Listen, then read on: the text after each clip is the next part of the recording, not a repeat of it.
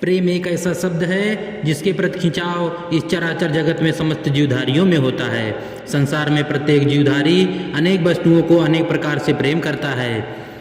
सबके प्रेम करने का तरीका अलग अलग होता है। कोई स्वार्थवश प्रेम करता है तो कोई निस्वार्थ करता है, परंतु सभी प्रकार के प्रेम में देश प्रेम का स्थान सर्वश्रेष्ठ है, क्योंकि यह आत्मत्याग पर निर्भर होता है।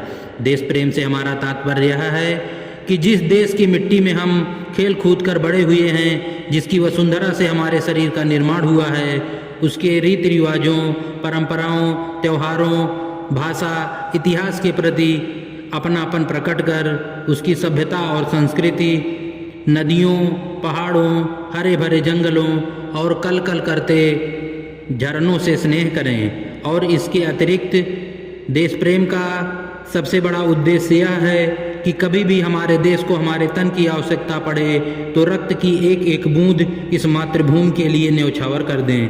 हम अपनी एक एक पाई भी राष्ट्र की बलवेदी पर चढ़ा दें। इसकी रक्षा के लिए तन मन धन संपूर्ण न्यौछावर कर दें। वैसे भी जिस मनुष्य में अपने देश के प्रति प्रेम नहीं होता, जो इसके लिए मर मिटने की भावना नहीं रखते, उसका हृदय पत्थर के समान होता है।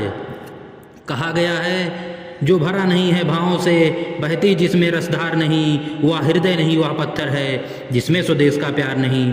देश प्रेम की भावना मनुष्य में स्वाभाविक रूप से विद्यमान होती है। यह भावना मनुष्यों में ही नहीं अपितु पशु पक्षियों में भी होती है। वे भी अपनी मातृभूमि के लिए मर मिटने की भावना रखते हैं। कहा गया है, आग लगी इस वृक्ष में, जलते इसके पात, तुम क्यों जलते पक्षियों जब पंख तुम्हारे पास। फल खाए इस वृक्ष के, बीट लथेड़े पात, यही हमारा धर्म है, जले इसी के साथ। प्रत्येक पर्व एवं त्यौहार को मनाने के पीछे कोई ना कोई उद्देश्य अवश्य होता है। स्वतंत्रता दिवस प्रत्येक वर्ष 15 अगस्त को मनाया जाता है, क्योंकि 15 अगस्त 1947 में हमारा देश अंग्रेजों के चंगुल से आज़ाद हुआ था। यह दिन सभी भारतीयों के लिए इतना भाग्यशाली है कि भारत की 200 वर्ष के ब्रिटिश शासन के बाद यह आज़ादी हासिल हुई। 15 अगस्त 1947 में देश आज़ाद होने के साथ साथ 15 अगस्त भारत के स्वर्णिम इतिहास में अंकित हो गया। देश के इतिहास में इस दिन को लाल अक्षर का दिन भी कहा जाता है।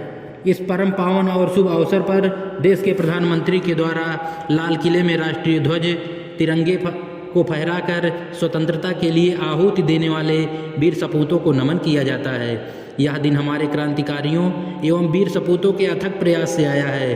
क्रांतिकारियों ने अपने लहू की एक एक बूंद भारत माता की आज़ादी के लिए लगा दिया और शहीद हो गए, और हमें यह संदेश दे गए, तेरा वैभव अमर रहे माँ, हम दिन चार रहें ना रहें। आज जो हम आज़ादी की इस खुली हवा में सांस ले रहे हैं, यह हमारे क्रांतिकारियों के बलिदान के कारण ही संभव हुआ है। अतः इस देश की आज़ादी को संजो कर रखना है।